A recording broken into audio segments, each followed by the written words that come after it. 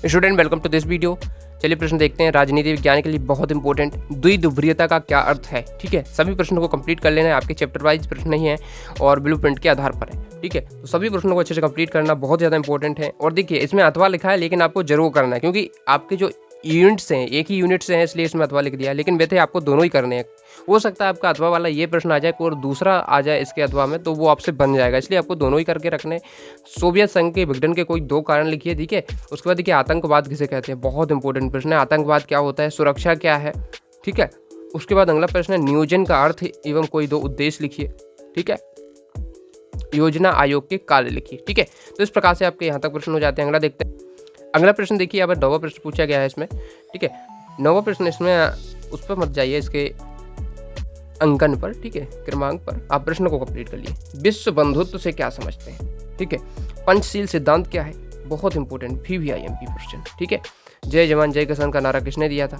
Tashkent समझौता क्या था, तो बहुत इंपॉर्टेंट प्रश्न है, 10th में भी आपने कुछ पढ़े होंगे। प्रेस सेंसरशिप क्या है, नौकरशाही क्या है, दूसरी दुनिया से क्या समझते हैं, शॉक थेरेपी क्या थी। ठीक है, सभी 2-2 अंक के प्रश्न है, बहुत ही ज़्यादा पूछे जाने वाले प्रश्न है। क्योटो प्रोटोकॉल क्या है, ये सभी प्रश्न अच्छे से कंप्लीट करना। सॉल्ट 11 क्या है, किसे कहते हैं ये।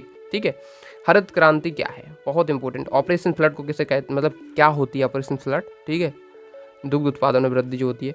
निशस्त्रीकरण क्या है, भारत के पड़ोसी देशों के नाम लिखने। सिंपल से क्वेश्चन आएंगे, देखिए ऐसा नहीं आएगा कि बिल्कुल आपसे बनेगा नहीं, लेकिन आपको कंप्लीट जरूर करना है। ठीक है, इन प्रश्नों के अलावा भी आप कंप्लीट करें यदि टाइम मिलता है तो, और इनको पहले कर लें क्योंकि ये बहुत इंपॉर्टेंट है। सोवियत प्रणाली की प्रमुख विशेषताएं लिखिए।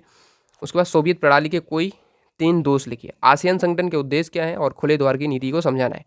उसके बाद आगे अगला प्रश्न देखिए, 18वां है स्वतंत्रता के बाद भारत की प्रमुख चुनौतियां कौन सी थी। ठीक है, 3 नंबर के हिसाब से प्रश्न है, तो इसका अच्छे से कंप्लीट करना। भारत के स्वतंत्रता के बाद भारत में जो चुनौतियां थी कौन कौन सी थी।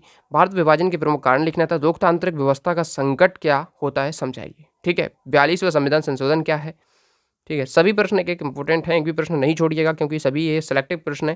ताशकंद समझौते के प्रमुख प्रावधान क्या थे। ठीक है, आप लोग चाहें तो इसको ट्रांसलेट कर सकते हैं, इंग्लिश मीडियम वाले इसको स्क्रीनशॉट कर लीजिए, साथ ही गूगल ट्रांसलेटर का उपयोग करके ट्रांसलेट कर सकते हैं। गूगल लेंस जो होता है, ठीक है, आसानी से कर सकते हैं, उसमें कोई दिक्कत है नहीं। भारत पाक के बीच कश्मीर समस्या को स्पष्ट करना है, ये इंपॉर्टेंट है। संयुक्त राष्ट्र संघ के लक्ष्यों उद्देश्यों का वर्णन, बहुत इंपॉर्टेंट। 4 नंबर के सभी प्रश्न बहुत इंपॉर्टेंट है। संयुक्त राष्ट्र संघ में भारत का योगदान लिखो।